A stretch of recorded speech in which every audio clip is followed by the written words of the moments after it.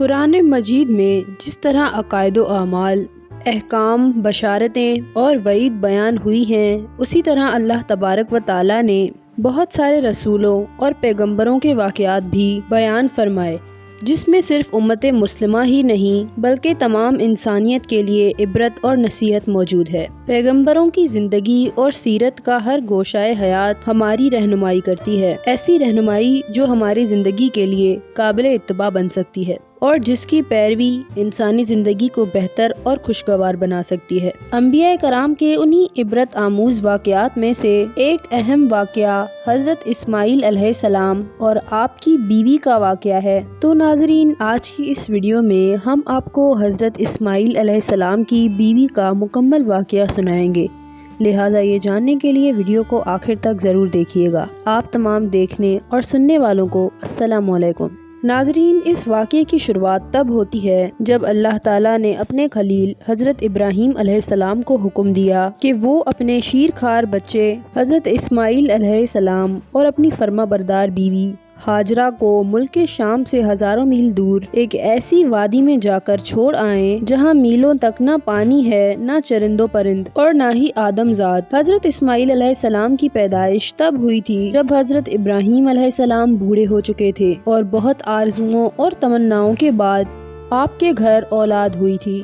یہی بیٹا آپ کے بڑھاپے کا سہارا تھا، لیکن حضرت ابراہیم علیہ السلام کو اللہ تعالیٰ کی اس سخت آزمائش سے گزرنا تھا اور حکم الہی کو بجا لانا تھا، لہٰذا ایک لمبے سفر کے بعد حضرت ابراہیم علیہ السلام اپنی بیوی ہاجرہ اور اپنے بیٹے اسماعیل کو لے کر جزیرہ عرب کے ریگستان میں پہنچے۔ یہ وادی وادی فران کہلاتی تھی، جو وادیوں کے درمیان تپتے ہوئے صحرا کی ایسی زمین تھی جہاں نہ درخت تھا، نہ پانی اور نہ ہی خوراک۔ حضرت ابراہیم نے اللہ پر توکل کیا اور دل پر پتھر رکھ کر انہیں وہاں چھوڑ کر واپس شام کی طرف چل پڑے۔ 2 دنوں کے بعد جب کھانے پینے کا سامان اور پانی ختم ہوا تو بھوک اور پیاس سے بچہ تڑپنے لگا اور ماں بے چین ہو گئی۔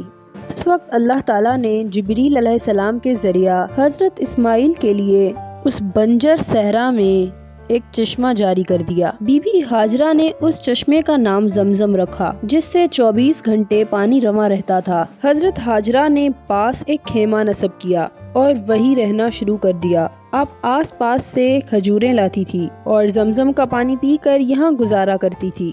اس طرح اللہ تعالیٰ نے ماں اور بیٹے کے لیے بہترین غذا کا بندوبست کر دیا۔ وقت گزرتا گیا اور حضرت بی بی ہاجرہ اور حضرت اسماعیل اسی فران کی وادی میں صبر و شکر کے ساتھ رہنے لگے، لیکن اس سنسان اور بنجر صحرا میں حضرت بی بی ہاجرہ خود کو بہت تنہا محسوس کرتی تھی۔ رات کے وقت آپ کو صحرا کی عجیب خاموشی اور ویرانی میں خوف سا محسوس ہوتا۔ ایک دن فران کے اس بنجر وادی سے ایک کارواں کا گزر ہوا۔ یہ لوگ قبیلہ جرہم کے نیک صفت اور شریف لوگ تھے جو پانی کی تلاش کر رہے تھے۔ انہوں نے دیکھا کہ اس بنجر صحرا میں ایک چشمہ بہہ رہا ہے اور پاس ایک عورت ایک بچے کو لیے بیٹھی ہوئی ہے، لہٰذا وہ حضرت ہاجرہ کی خدمت میں حاضر ہوئے اور ان سے اجازت مانگے کہ کیا ہم اور ہماری عورتیں آپ کے ساتھ یہاں پر رہ سکتی ہیں۔ حضرت ہاجرہ بہت خوش ہوئی اور انہیں وہاں رہنے کی اجازت دے دی، اور یوں کچھ ہی عرصے میں دیکھتے ہی دیکھتے یہ سنسان صحرا آباد ہو گیا۔ وقتاً فوقتاً حضرت ابراہیم شام سے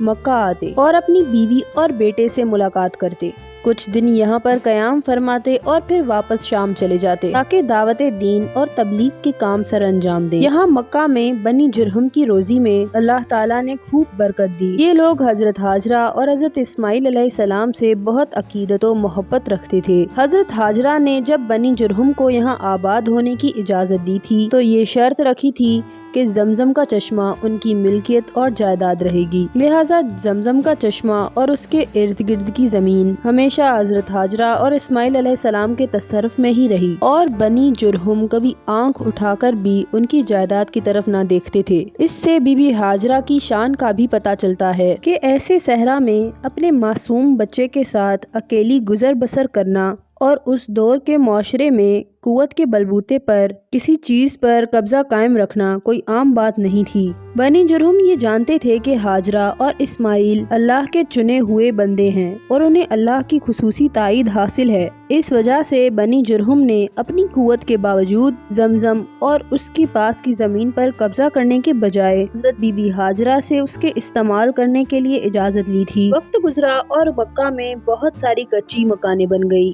بنی جرہم کی آبادی میں بھی کئی زیادہ اضافہ ہوا اور حضرت اسماعیل علیہ السلام بھی جوان ہو گئے۔ حضرت اسماعیل لمبے قد کے خوبرو اور خوبصورت شخص تھے جنہیں دیکھ کر ہی ان کی اعلیٰ نسب کا اندازہ ہوتا تھا اور نوجوانی میں آپ پر سب کی نظریں اٹھتی تھی۔ حضرت اسماعیل نہایت ہی خوش اخلاق، نرم طبیعت اور نیک صفت کے مالک تھے، جو آپ کی والدہ بی بی ہاجرہ کی تعلیم و تربیت کا نتیجہ تھا اور پیغمبروں کے گھرانے کی شان تھی۔ حضرت اسماعیل کا بنو جرہم کے سرداروں سے بہت دوستانہ تعلقات قائم ہو گئے تھے اور بنی جرہم کبھی حضرت اسماعیل علیہ السلام کو خود سے الگ نہیں سمجھتے تھے۔ حضرت اسماعیل کی مادری زبان عبرانی تھی۔ آپ کے والد حضرت ابراہیم ایک شامی شخص تھے، لیکن آپ نے بنی جرہم کے لوگوں سے عربی زبان سیکھی۔ آپ بنی جرہم کے لوگوں میں گھل مل گئے اور وہ آپ سے بہت زیادہ عقیدت و محبت رکھتے تھے۔ لیکن ایک دن آپ کی والدہ حضرت بی بی ہاجرہ وفات پا گئیں۔ ماں کی جدائی کا حضرت اسماعیل علیہ السلام کو بہت بڑا صدمہ پہنچا۔ اب آپ یہاں اکیلے رہ گئے، چنانچہ آپ نے ارادہ کیا کہ اب والد کے پاس ملک شام چلے جائیں۔ لیکن بنی جرہم کے لوگوں کو حضرت اسماعیل علیہ السلام کی جدائی گوارا نہ تھی۔ بنی جرہم کے لوگوں نے سوچا کہ کیوں نہ حضرت اسماعیل علیہ السلام کی شادی اس ہی قبیلے میں سے کر دی جائے تاکہ آپ مکہ میں ہی مستقل سکونت اختیار کر لیں۔ چنانچہ قبیلہ بنی جرہم میں عمارہ بنت سعید نامی ایک خوش طبیعت اور خوبصورت خاتون تھی۔ بنی جرہم کے لوگوں نے حضرت ابراہیم علیہ السلام سے نکاح کی درخواست کی تو آپ نکاح کے لیے راضی ہو گئے۔ اس طرح عمارہ حضرت اسماعیل کی بیوی بن کر آپ کے گھر آ گئی۔ اسماعیل علیہ السلام کا کوئی مستقل ذریعہ معاش نہیں تھا۔ آپ علیہ السلام روز شکار کے لیے جایا کرتے اور اس سے جو کچھ ملتا اسی سے گزر بسر ہوتا تھا، کیونکہ شکار ایک ہوائی روزی ہوتی ہے، لہٰذا کبھی شکار ملتا کبھی نہ ملتا، چنانچہ کبھی کبھی فاقہ بھی کرنے کی نوبت آ جاتی۔ ایک مرتبہ حضرت اسماعیل علیہ السلام شکار کو گئے ہوئے تھے۔ معمول کے مطابق حضرت ابراہیم علیہ السلام اپنے اہل و عیال کو دیکھنے آئے اور دروازے پر دستک دی۔ بہو نے دروازہ کھولا اور سلام کیا، لیکن عمارہ نہیں جانتی تھی کہ آپ حضرت اسماعیل علیہ السلام کے والد حضرت ابراہیم علیہ السلام ہیں۔ ابراہیم علیہ السلام نے پوچھا کہ حضرت اسماعیل کہاں ہیں؟ عمارہ نے جواب دیا کہ وہ روزی کی تلاش میں گئے ہیں۔ حضرت ابراہیم نے بیٹے کی خیریت معلوم کی اور پھر عمارہ سے پوچھا کہ تمہارا گزارا کیسے ہوتا ہے، اور پھر عمارہ نے جواب دیا بہت تنگ دستی سے وقت گزر رہا ہے۔ ابراہیم علیہ السلام نے ان کے رہن سہن اور حالات کے بارے میں پوچھا تو وہ کہنے لگی کہ ہم بدحالی میں جی رہے ہیں، سختی اور کسمہ کشی میں زندگی گزر رہی ہے۔ حضرت ابراہیم نے عمارہ کی پریشانیوں کو بغور سنا اور کہا کہ جب تمہارا شوہر واپس آئے تو اسے میرا سلام کہنا اور اس سے کہنا کہ تمہارے گھر کی چوکھٹ اچھی نہیں ہے، اس لیے اپنے گھر کے دروازے کی چوکھٹ بدل دو۔ اور پھر حضرت ابراہیم علیہ السلام وہاں سے چلے گئے۔ عمارہ حضرت ابراہیم علیہ السلام کی بات سمجھ نہ سکی۔ شام کو جب حضرت ابراہیم علیہ السلام شکار سے گھر واپس آئے تو انہوں نے کچھ غیر معمولی محسوس کیا۔ انہوں نے عمارہ سے پوچھا کہ کیا کوئی آیا تھا؟ تو انہوں نے کہا جی ہاں، ایک فلاں فلاں صفت کا ایک بوڑھا شخص آیا تھا اور مجھ سے آپ کے بارے میں پوچھ رہا تھا۔ میں نے اسے آپ کی خبر دی اور بتایا کہ کیسے ہماری زندگی تنگ دستی اور غربت سے کٹ رہی ہے۔ حضرت اسماعیل نے فرمایا کیا انہوں نے آپ کو کوئی نصیحت کی ہے؟ اس نے کہا ہاں، انہوں نے آپ کو سلام کہا ہے اور آپ سے یہ کہنے کو کہا ہے کہ اپنے دروازے کی چوکھٹ بدل ڈالے۔ اسماعیل علیہ السلام کچھ دیر خاموش رہے اور فرمایا کہ وہ بزرگ میرے والد حضرت ابراہیم علیہ السلام تھے، ان سے میری ملاقات تو نہ ہو سکی، البتہ انہوں نے مجھے ایک پیغام دیا ہے کہ گھر کی چوکھٹ اچھی نہیں ہے، اسے بدل دینا، یعنی تمہاری بیوی ناشکری ہے، اسے بدل دو اور اس سے الگ ہو جاؤ۔ لہٰذا حضرت اسماعیل علیہ السلام نے اپنی بیوی کو طلاق دے کر اسے فارغ کر دیا۔ اس واقعے کے کچھ عرصے بعد حضرت اسماعیل علیہ السلام کو ضرورت محسوس ہوئی کہ وہ ایک پرہیزگار اور صابر اور شاکر خاتون کو اپنے گھر لائیں جو دکھ درد میں ان کی ساتھی ہو۔ لہٰذا بنی جرہم کے کچھ معزز لوگوں نے حضرت اسماعیل علیہ السلام کو مشورہ دیا کہ ایک نیک صفت عورت ہمارے قبیلے میں موجود ہے جس کا نام رالا ہے۔ آیتوں میں اس خاتون کا نام سیدہ بنت موزاز لکھا گیا ہے۔ بہرحال حضرت اسماعیل علیہ السلام نے ان کے والد کو نکاح کا پیغام بھیجا اور یوں انہوں نے اپنی بیٹی رالا کا نکاح اسماعیل علیہ السلام کے ساتھ کر دیا۔ اس طرح رالا آپ علیہ السلام کے گھر آ گئیں اور ایسا نیک شوہر ملنے پر اللہ تعالیٰ کا شکر ادا کیا۔ کچھ عرصوں بعد پھر حضرت ابراہیم علیہ السلام مکہ آئے۔ ابراہیم علیہ السلام نے دروازے پر آ کر کہا کہ اے گھر والوں، تم پر اللہ تعالیٰ کی رحمت ہو۔ اس پر رالا پردے میں باہر آئی اور ابراہیم علیہ السلام کو سلام کیا۔ رالا نے سمجھا کہ یہ بزرگ کوئی مسافر ہیں، لہٰذا ان سے کہا کہ آپ میرے غریب خانے پر تشریف لائیں اور مجھے مہمان نوازی کا موقع دیں۔ حضرت ابراہیم علیہ السلام نے ان سے پوچھا کہ تمہارا شوہر کہاں ہے؟ رالا نے نہایتی ادب اور حیا سے عرض کیا کہ وہ ہمارے لیے اللہ کی زمین سے رزق حاصل کرنے کو نکلے ہوئے ہیں۔ پھر حضرت ابراہیم نے بی بی رالا سے پوچھا کہ تمہارا گزارا کیسا ہو رہا ہے؟ رالا نے عرض کیا کہ اللہ کا شکر ہے کہ ہم بہت اچھے سے گزر بسر کر رہے ہیں اور ہم خوشحال ہیں، اور پھر اس نے اللہ تعالیٰ کی نعمتوں کا شکر ادا کیا۔ حضرت ابراہیم علیہ السلام نے عرض کیا کہ کیا گھر میں کچھ غلہ یا گندم موجود ہے؟ تو بی بی رالا نے عرض کیا کہ اگر آپ کو زیادہ راہ کے لیے اناج چاہیے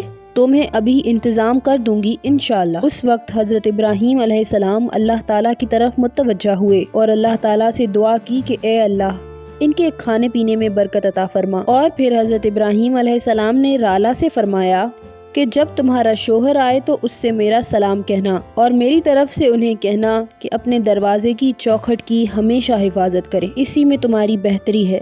یہ کہہ کر حضرت ابراہیم علیہ السلام وہاں سے چلے گئے۔ حضرت اسماعیل علیہ السلام گھر واپس آئے تو اپنے والد کی خوشبو محسوس کی اور پوچھا کہ کیا آج کوئی آیا تھا؟ تو رالا نے جواب دیا کہ ہاں، آج ہمارے ہاں ایک بزرگ تشریف لائے تھے جن کے چہرے پر جلال و جمال تھا، شیرین گفتگو تھی اور وہ اعلیٰ اخلاق کے مالک تھے۔ بزرگ نے مجھ سے آپ کے بارے میں پوچھا تو میں نے آپ کے بارے میں بتایا کہ آپ شکار کو گئے ہیں، اور پھر انہوں نے ہمارے گزر بسر اور حالات کے بارے میں سوال کیا تو میں نے عرض کر دیا کہ ہم اللہ تعالیٰ کے فضل و کرم سے خوشحال ہیں، اور پھر انہوں نے ہمارے لیے برکت کی دعا فرمائی۔